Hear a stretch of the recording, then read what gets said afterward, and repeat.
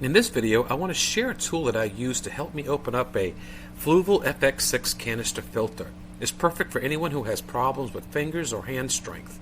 Just make sure you don't screw up your warranty. Okay, so before I do a Ben That Cichlid Guy style logo drop, I have a question for you. What's Fluval's favorite movie? I'll tell you after the intro.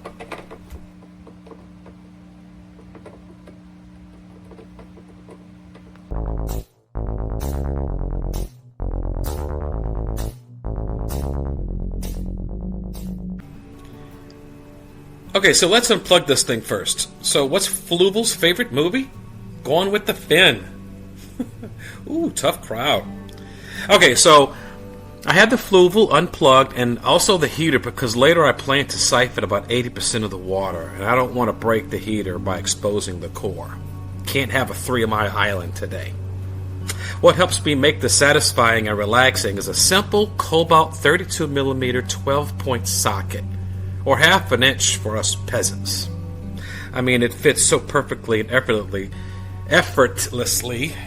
In fact, I've made this entire process so easy I actually enjoy fish keeping again, especially after Ben watching the Cichlid Guy. Okay, now I'm closing off both valves, so let's do this. I plan on recording this process with very little editing, mainly adding voiceover. I got the idea after I recorded a video for truck drivers that may want to drive for Hobby Lobby. It's a video about the process of going to the Hobby Lobby distribution campus in Oklahoma City to get a loaded trailer after dropping the current one off where it belongs. That video was way over an hour long. To my surprise, a lot of truck drivers watched it. In fact, they're still watching it, in surprising numbers. I mean, all I did was pause the recording from time to time when there was absolutely nothing going on. But I really didn't edit it. So please get a towel, because last time I made a mess so intense that my Roomba mapped it as a koi pond. It kind of freaked me out, actually. One day the little shit went out the back door and didn't come back. Am I hurt? No. I knew the split was coming. I actually caught it doing a test escape last month. They had a little backpack with its charging cables in it and pulling a tiny little wagon trailer with a road snack. You need a lot of therapy after seeing something like that. Anyway, it left me and took everything but my broom. Jealousy just tore us apart, I guess. Wait, I need a minute.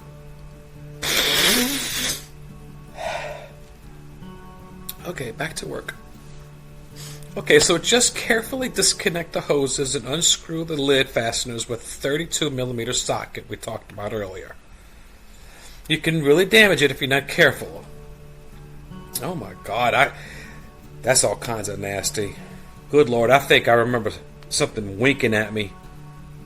I think it was a threat. I don't remember. This is probably the most important part. One thing is certain. It's worse than a pair of nasty socks after chasing your Roomba down the street in the heart of summer in your boxers. But that's another video. Anyway, back to this filter. It's important to use aquarium water to rinse and squeeze the gunk out of these sponges. Untreated water will kill the beneficial bacteria, and trust me, you don't want that. Kills the purpose of a filter. Let's chat about these little secret agents living in your fish tank, the beneficial bacteria. In the world of aquariums, these tiny microbes are the superheroes we need but don't deserve. They reside in your canister's filter, working all day and night in a process known as the nitrogen cycle. Picture them with cute little hard hats and tools, converting harmful fish waste like ammonia into less harmful stuff like nitrites and nitrates. They're like nature's own waste management service. But here's the catch. They absolutely can't stand tap water. You see, tap water is the kryptonite to these hard-working little fellas. Why? Because of substances like chlorine. Sure, they make tap water safe for us humans, but for the bacteria and your fish, it's like a disaster movie waiting to happen. So what about these sponges in your filter? Well, cleaning them is a must, but you don't dare think about using tap water. Doing that is like inviting a wrecking ball to a house party. It's going to wipe out your friendly bacteria faster than you can say Nemo. Instead, use dechlorinated water, or better yet, some of the old aquarium water you removed during water changes. That way you're not evicting your bacteria buddies, but simply giving their home a little sprucing up. After all, a tidy tank is a fish's penthouse, and we want to keep those scaly tenants happy. Now remember earlier when I said I made this process so effortless that I enjoy fish keeping again? Well, here is another example of crazy. I mean, the art of being lazy. I make this top tray my new bottom tray, and my middle always stays the middle with the media in it. Just something simple as just restacking just makes it easier later. I'm sure you guys will let me know in the comments your opinions. I'm pretty sure I'm doing it wrong. I'll be happy to see what you guys have to say. Hey, now's a good time to hit like and subscribe if you like what you see so far. As you can see, I used the water already inside the filter to squeeze out the gunk in these sponges. The less walking around I do, the better. It's just my way of adapting to physical changes that make moving stuff around easier. On days where the water is really dirty, where I can't see the bottom of the bucket, or like in this case, if I can't see the media in the middle of the canister, I'll open up the valve from the tank. In this case, it's not that bad. I could just hear everyone typing now their fun little comments. I must admit it smells too. In the interest of saving a bit of time, I skipped to the last tray here. Something that many people have noticed was the ugly bio wheels floating around in my tank. Looks awful in my videos, I agree, so I'm going to park them in the trays inside the Fluval filter this time. I hope to keep them filled with beneficial bacteria and out of sight at the same time. Why do I have them if I'm not using them, you ask? Well, I have a hang on the back filter as a backup in case the Fluval fails one day. I just don't want the bio wheels to dry out. My only concern at this point is the black sponges. Anybody actually know the correct positioning of the black sponges? Let me know in the comments. I'd love to hear what you have to say. And what I do here is I just pick up this bucket of water that I've used so far and spray it right out the front door. And what's funny is how green that spot is. Fertile. Same thing here. Just pick it up, take it outside, find a spot, toss. Look at that little squirt. That's my dog Padme. She's so nosy. Sometimes I'll rinse this out with more tank water. It really depends on how bad it is.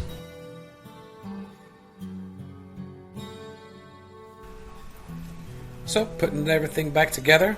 Actually, as you can see, everything's kind of already back together, the stack. That's the whole point of having the top become the bottom and the bottom become the top. Of course, I've got my dog in the back. Does that make me a YouTuber now? Got my dog showing up in the video? I always noticed that. YouTubers, their cat gets in the middle. Strange.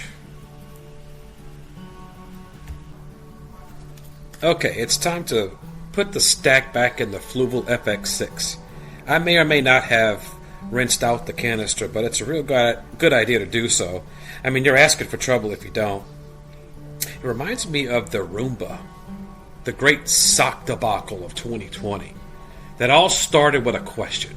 All I asked the Roomba to do was just clean up after yourself. Can you? It responded with an aggressive red light, the silent treatment. But things got worse. My Roomba, apparently scorned by my unreasonable demand, declared a sock war. At first, I blamed the sock nappings on my failing memory. But after my 5th consecutive sock loss, I started to see a pattern. The Roomba was more sinister than it looked. Its silent wheels and strategic planning made it the perfect culprit for the great sock heist. In an act of cold revenge, it would grab a hold of my socks with the precision of an elite assassin, bury them outside, and return home playing the innocent robotic vacuum game. Who knew a vacuum cleaner could hold a grudge? Then, in one devious act, the Roomba dragged my favorite pair of socks across the garden, leaving a trail of dirt all the way back home. It blinked its lights at me as a silent "take that." I tried to reason with it, but the Roomba was unrelenting. It continued its sock-stealing, sock-burying spree with a gusto I had never seen before. I started hiding my socks, but the Roomba learned to find them. Anyways, my therapist has questions. Anyway, let's get back to this filter. Don't over-tighten the lid, and double and triple check the connections to make sure the intake is on the intake. And do a decent job of pulling and making sure those hoses are connected securely. Because there was a time I didn't do that, and that goes down as the Great Flood of, I think, 2019. It was pretty biblical.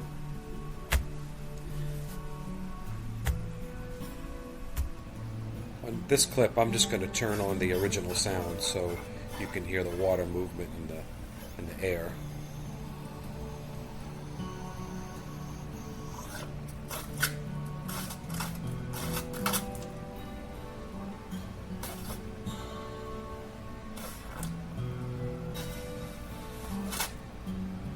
I stop it several times to let the air bubbles catch up, and I release it again.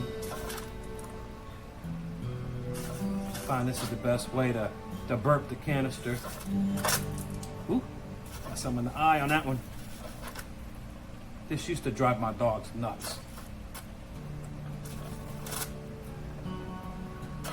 I'm not sure if it's picking up on all of the bubbles you hear inside.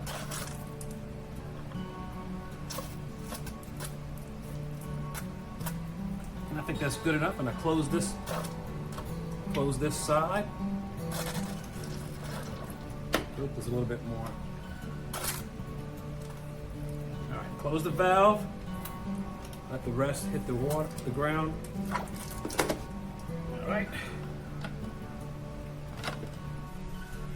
It's important to remember to tug test the hoses and remember to make sure all of the valves are open and plug her in. Oh Lord, if Ben Ochart sees this, I'm just gonna die. My Roomba did that before it left me. I couldn't be more embarrassed. I have plans to fix it though. Ben, I will reorganize everything you see. Going to give everything a quick wipe down and get Padme in the shot one more time. Look at her, she's on alert waiting for a squirrel. It's pandemonium chaos when she sees one. Absolutely hilarious.